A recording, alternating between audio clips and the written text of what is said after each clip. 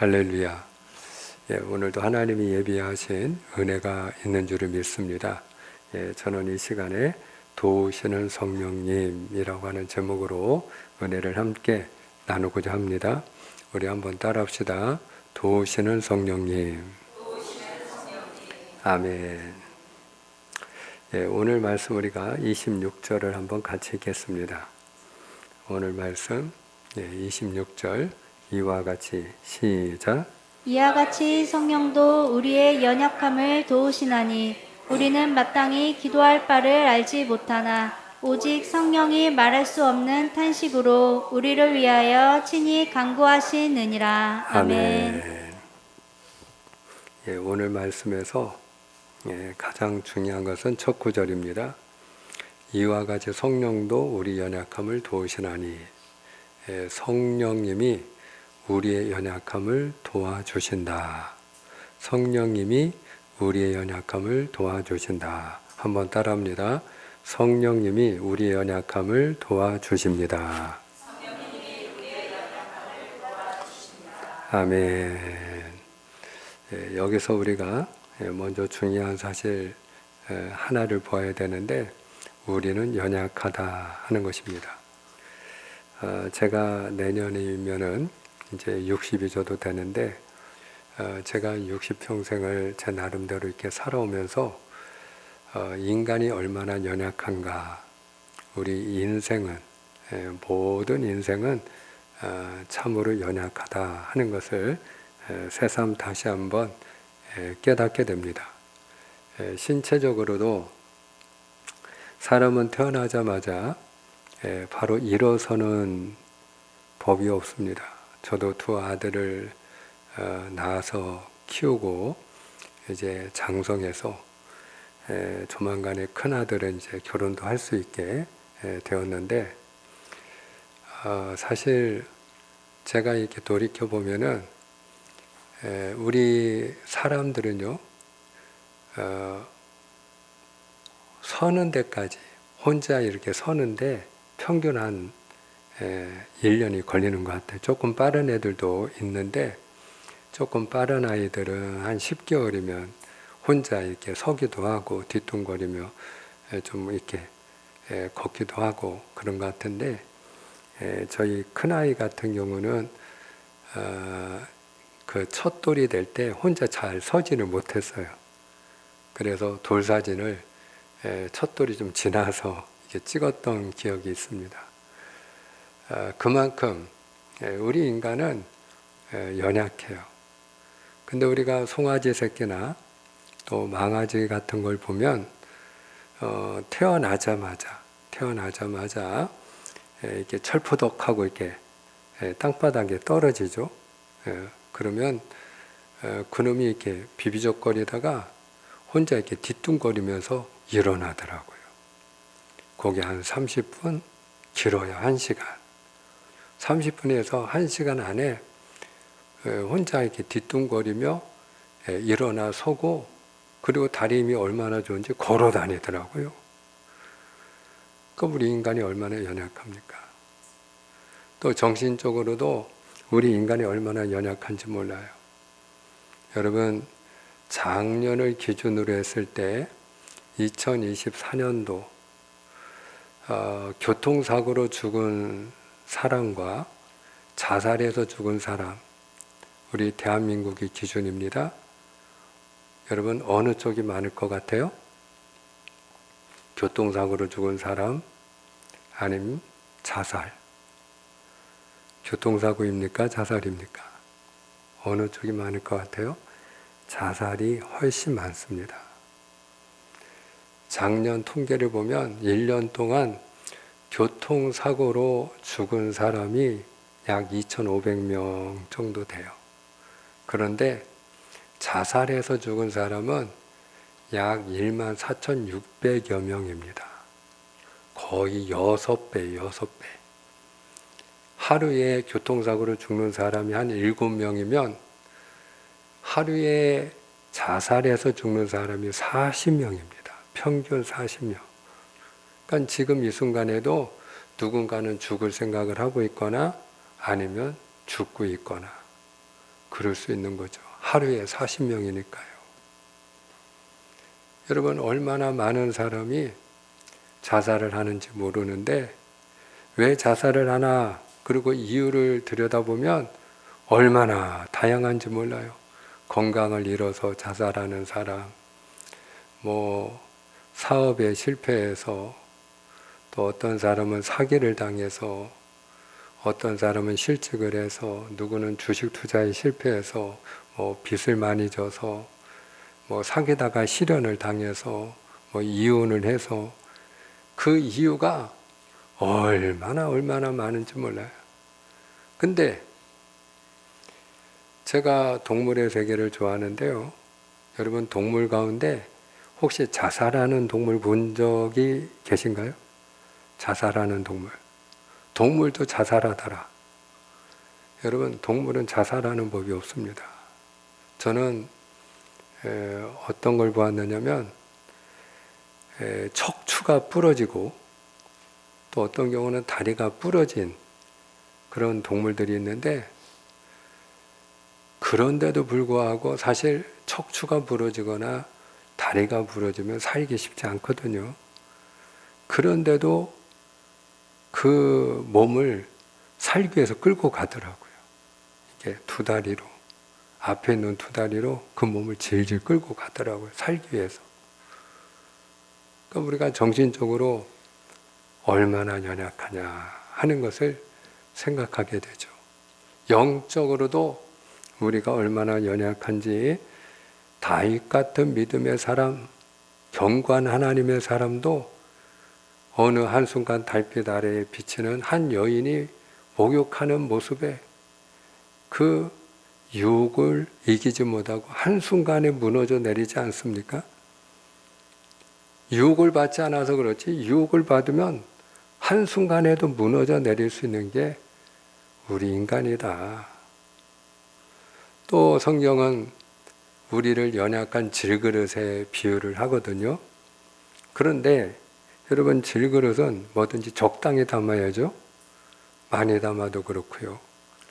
뭐든지 적당해야 되는 것처럼 우리가 사실 그런 것 같아요. 비도 적당히 와야지, 비가 너무 많이 오면 어떻게 해요?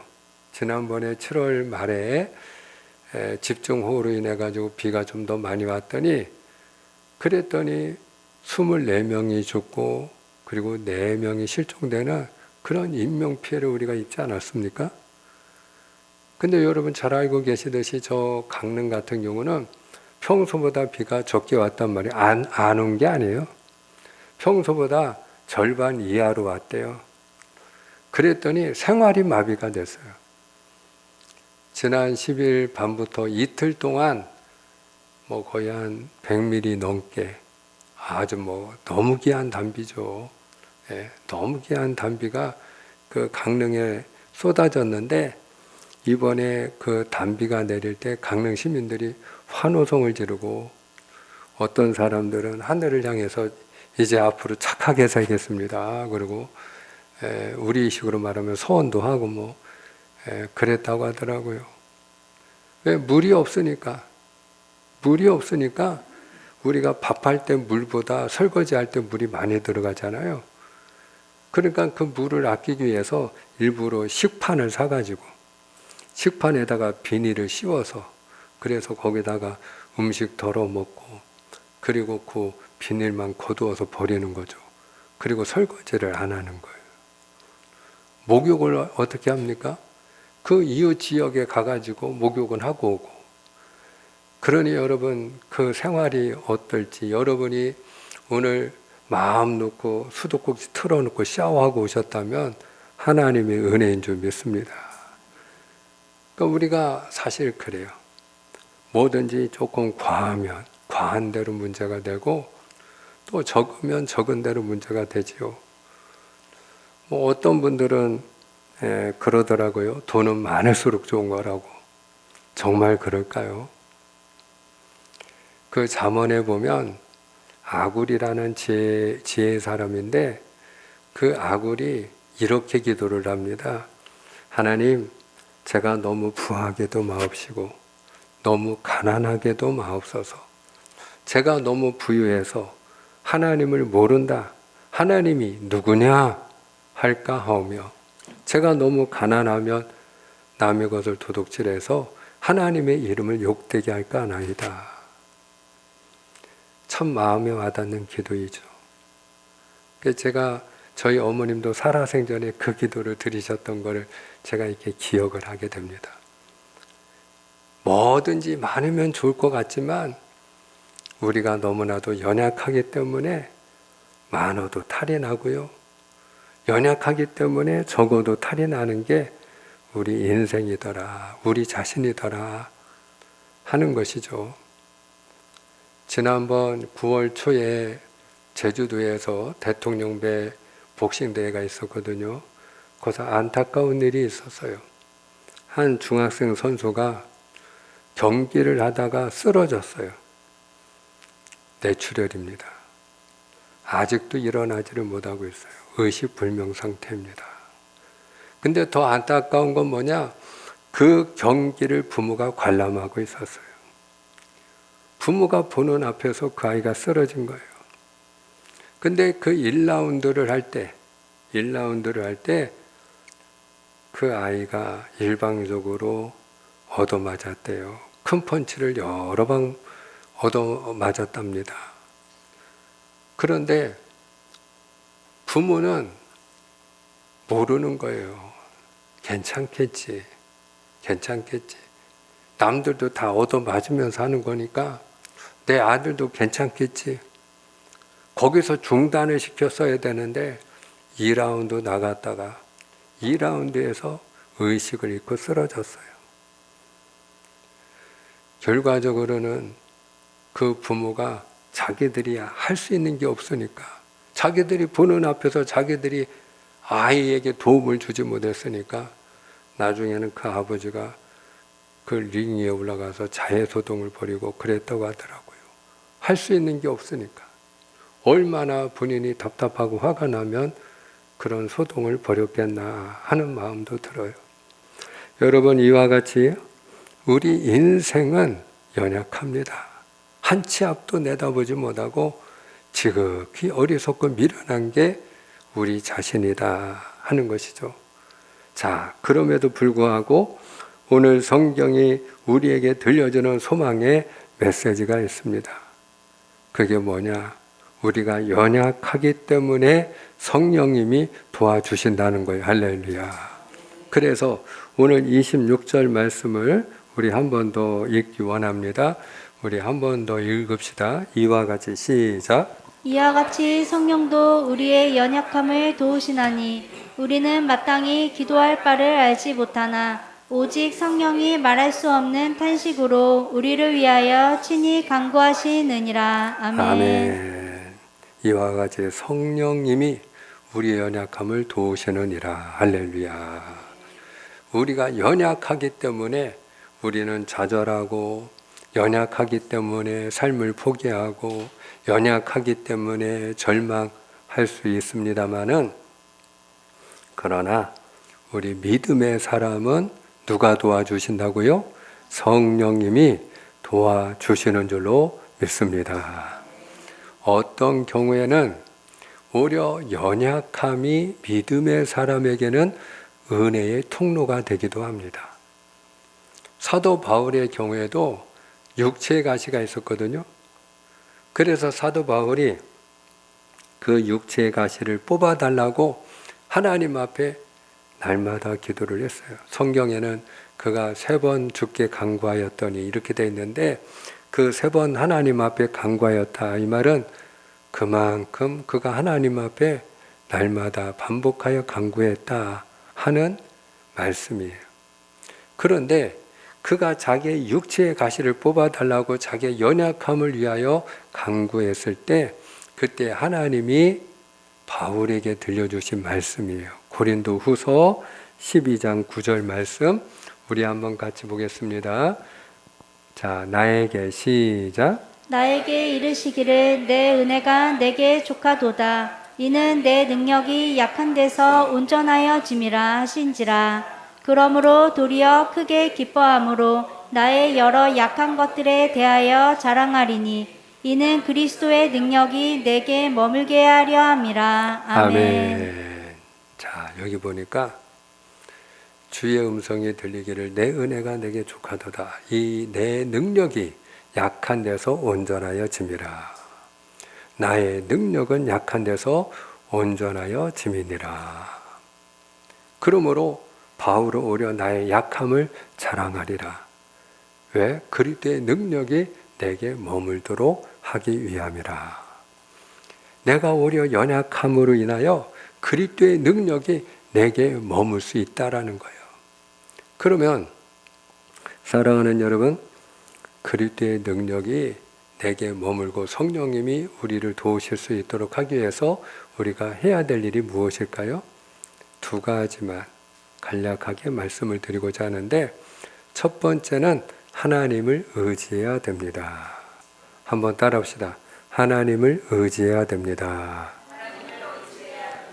자, 우리가 무엇을 의지하지 말아야 되고 무엇을 의지해야 되는지 성경이 우리에게 분명히 가르치고 계십니다. 이사야 2장 22절입니다. 자, 너희는 시작. 너희는 인생을 의지하지 말라. 그의 호흡은 코에 있나니 새말 가치가 어디 있느냐. 아멘. 인생을 의지하지 말라는 거예요.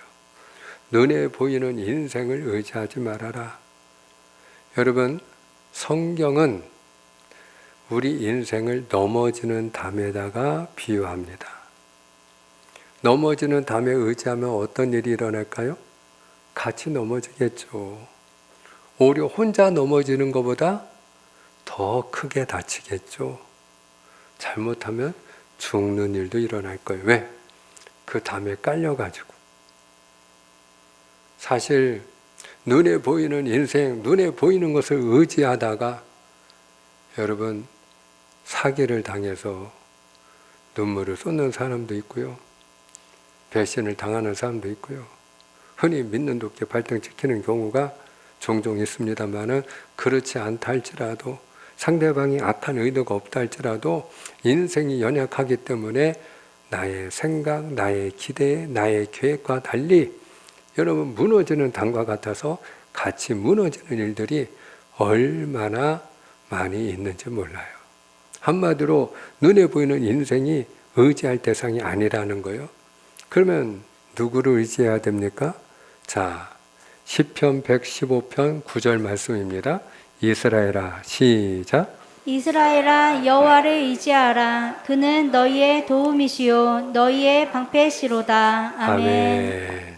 자, 여호와를 의지하라. 왜요? 그분이 너의 도움이고 너의 방패이시기 때문이라는 거예요. 여러분, 하나님이 우리의 도움인 줄로 믿으시면 아멘입니다. 그분이 우리의 힘이시고 그분이 우리의 산성이고 그분이 우리의 방패이십니다. 하나님이 우리의 도움이시죠. 그래서 하나님만 의지해야 된다는 거예요. 여호수아가 가나안 땅을 정복할 때 하나님이 여호수아에게 명령한 게 딱 한 가지가 있어요. 그게 무엇인지 아십니까? 내가 저 가나안 족속 7족속을 내 손에 붙이리니 너는 그 땅을 정복하면 말 뒷발의 힘줄을 다 끊어버리라는 거예요. 아니, 그 아까운 말 뒷발의 힘줄을 끊어버리면 말을 어떻게 탑니까? 그 아까운 말을 왜 못 쓰게 만들려고 하는 겁니까? 눈에 보이는 병마를 의지하지 못하도록 하기 위함이죠. 다윗이 믿음의 사람이고 하나님의 사람이지만 그가 말년에 큰 실수를 한 번 하죠. 그게 인구조사입니다. 그가 인구조사를 한 것은 다름이 아니라 나를 위하여 전쟁에 나가서 싸울 수 있는 군사가 몇이나 되는가를 알아보기 위함이었어요. 자, 그때에 하나님이 크게 진노합니다. 왜? 그가 하나님을 의지하기보다 눈에 보이는 군사를 의지했기 때문이죠. 눈에 보이는 백성을 더 크게 보았기 때문이에요. 그래서 하나님의 선지자를 통해서 너 이 셋 중에 하나를 골라라. 그래서 첫 번째 7년 기근, 두 번째 석 달 동안 전쟁에서 쫓기는 일, 세 번째 사흘 동안 전염병을 만나는 일. 그때에 다윗이 제가 사람의 손에 빠지지 아니하고 하나님의 손에 빠지기를 원하나이다. 그랬을 때에 하나님이 전염병을 내리셨는데 여러분 그 전염병으로 하루 동안에 죽은 숫자만 7만 명이에요. 다윗이 하나님 앞에 회개할 때 하나님이 그의 회개의 기도를 들으시고 하나님이 진노를 거두셨기에 망정이지 여러분 얼마나 많은 사람들이 그 하루 동안에 죽어나가는지 몰라요. 그만큼 하나님이 무엇에 대하여 진노하셨다? 하나님이 아닌 다른 것을 의지할 때 하나님이 진노하셔요. 사랑하는 여러분, 오늘 저와 여러분이 하나님만 바라보고 하나님만 의지해야 될 줄로 믿습니다. 하나님만 의지해야 될 줄로 믿습니다. 하나님만 의지할 때 하나님이 도우시는 줄로 믿습니다. 여호와께서 집을 세우지 아니하면 세우는 자의 수고가 헛되고 여호와께서 성을 지키지 아니하면 파수꾼에 끼어 있음이 헛되도다 그랬어요. 사람이 마음으로 자기의 길을 계획해도 그 걸음을 인도하는 분은 여호와 하나님이십니다. 그러므로 오늘 저나 여러분이나 우리가 하나님만 의지하는 자가 되어야 할 줄을 믿습니다. 두 번째로 우리가 하나님의 도움, 성령의 도움을 받으려면 여러분 말 그대로 도움을 구해야 됩니다. 그게 바로 기도입니다. 한번 따라합니다. 기도해야 됩니다. 사랑하는 여러분, 하나님이 이스라엘 백성들을 430년 동안 종살이하던 애굽에서 구원해 주셨죠. 그런데 하나님이 이스라엘을 애굽 땅에서 구원해 주신 이유가 뭐냐? 그 이유는 다름에 있지 않아요. 이스라엘 백성들이 하나님 앞에 간구했기 때문입니다. 자, 하나님이 이스라엘을 구원하기 위하여 한 사람을 선지자로 보내시죠. 모세입니다. 모세야 모세야 네가 선 곳은 거룩한 곳이니 네 발에 신을 벗으라. 그리고 하나님이 왜 바로에게 가야 되는지 그가 해야 될 일이 무엇인지를 말씀해 주십니다. 그 말씀에서 우리는 하나님이 이스라엘을 왜 출애굽시켜 주셨는지 그 이유를 알 수 있어요. 출애굽기 3장 7절과 8절인데요. 제가 7절, 여러분이 8절 교독합니다. 여호와께서 이르시되 내가 애굽에 있는 내 백성의 고통을 분명히 보고 그들이 그들의 감독자로 말미암아 부르짖음을 듣고 그 근심을 알고 내가 내려가서 그들을 애굽인의 손에서 건져내고 그들을 그 땅에서 인도하여 아름답고 광대한 땅 젖과 꿀이 흐르는 땅 곧 가나안 족속, 헷 족속, 아모리 족속, 브리스 족속, 히위 족속, 여부스 족속의 지방에 데려가려 하노라. 아멘. 아멘. 자, 7절을 보세요. 7절 여러분 맨 밑줄을 보시면 부르짖음을 듣고 이 말이 중요합니다. 하나님이 부르짖음을 듣고 8절로 넘겨주시면 내가 내려가서 그들을 애굽인의 손에서 건져내고 그들을 그 땅에서 인도하여 아름답고 광대한 땅 젖과 꿀이 흐르는 땅 곧 가나안으로 어떻게 하노라? 맨 밑에 결론이 뭐예요? 데려가려 하노라. 부르짖음을 듣고 그들을 애굽인의 손에서 건져내어 그들을 내가 아름답고 광대한 땅으로 곧 젖과 꿀이 흐르는 땅 가나안으로 데려가려 하노라. 언제 그들이 그 압제에서 속박에서 노임받고 하나님의 도우심, 하나님의 구원을 못 입었습니까? 부르짖었을 때 하나님 앞에 주여 도와주시옵소서 간구했을 때인 줄로 믿으시를 바랍니다. 여러분, 우리가 하나님 앞에 구할 때 하나님이 도와주시는 거예요. 너는 내게 부르짖으라 내가 내게 응답하겠고 내가 알지 못하는 크고 비밀한 일을 내게 보이리라 말씀하셨어요. 구하라 주실 것이요 찾으라 찾을 것이요 두드리라 열릴 것이라 하셨어요. 너희 중에 누구든지 지혜가 부족하거든 모든 사람에게 후히 주시고 꾸짖지 아니하시는 하나님께 구하라 그리하면 주시리라 하셨어요. 사랑하는 여러분, 하나님은 언제 도와주시느냐? 우리가 도와달라고 간구할 때 도와주십니다. 그래서 오늘 말씀도 우리가 빌바를 알지 못할 때 성령께서 말할 수 없는 탄식으로 친히 너희를 위하여 간구하신다 말씀하고 있고, 여러분 27절에도 하나님의 뜻대로 간구하시느니라 말씀해요. 언제 도와주신다는 거예요? 우리가 기도할 때. 우리가 기도할 때. 따라합니다. 우리가 기도할 때 하나님이 도우십니다. 아멘입니까? 우리가 기도할 때, 내가 하나님 앞에 도와달라고 할 때, 그때 하나님이 우리 안에 있는 믿음을 보고 도와주시는 거예요. 예수님 당시에 수많은 병자들이 있었죠. 귀신 들린 자도 있고. 그런데 여러분, 예수님 당시에 그들이 다 고침받았나요? 다 그들이 귀신에서 노인받았나요? 가는 곳마다? 아니에요. 그렇지 않습니다. 예수님이 지나가는 것을 보고 다윗의 자손 예수여, 우리를 불쌍히 여겨 주시옵소서. 그리고 우리를 도와달라고 그 사마리아 10명의 나병 환자가 부르짖고 간구할 때 예수님이 가던 길을 멈추고 그들을 고쳐주셨어요.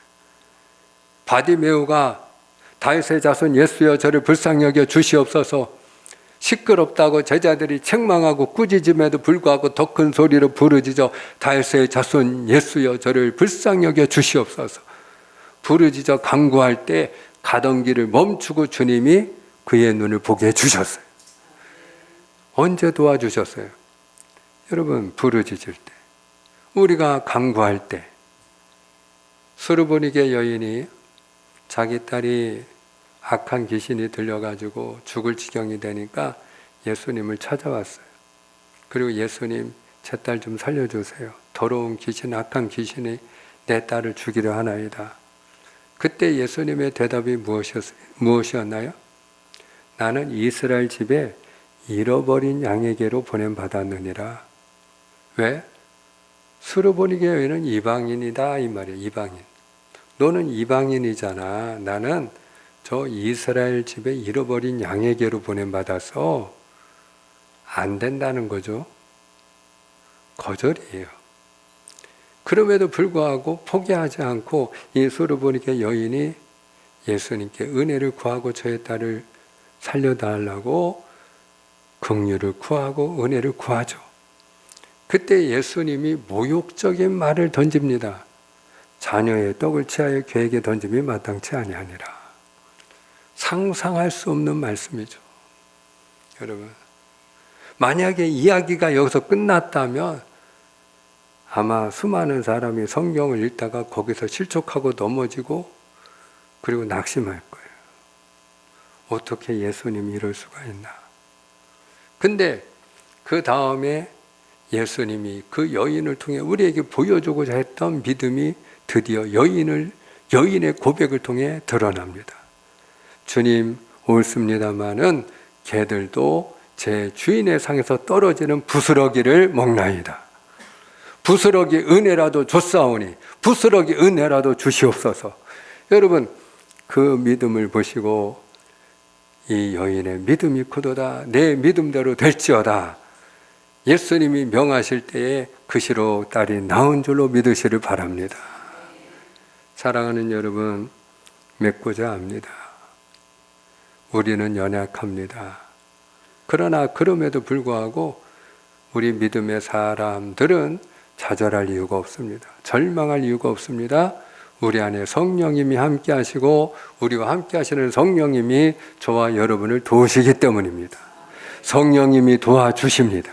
성령님이 도와주십니다. 그러므로 성령의 도움을 받기 위하여 저와 여러분이 해야 될 일이 두 가지가 있습니다. 하나님만 의지하는 믿음이 되어야 할 줄을 믿습니다. 그분 앞에 겸손히 엎드려 그분의 도움을 구하는 믿음이 되어야 할 줄을 믿습니다. 저나 여러분이나 날마다 하나님만 바라보고 의지하는 믿음, 하나님 앞에 겸손히 엎드려 은혜를 구하는 믿음이 되셔서 어떤 형편이 있든지 간에 오늘도 우리를 도우시는 성령님의 역사를 간증하는 증인들이 다 되시기를 주님의 이름으로 축복합니다. 축복합니다. 기도하겠습니다.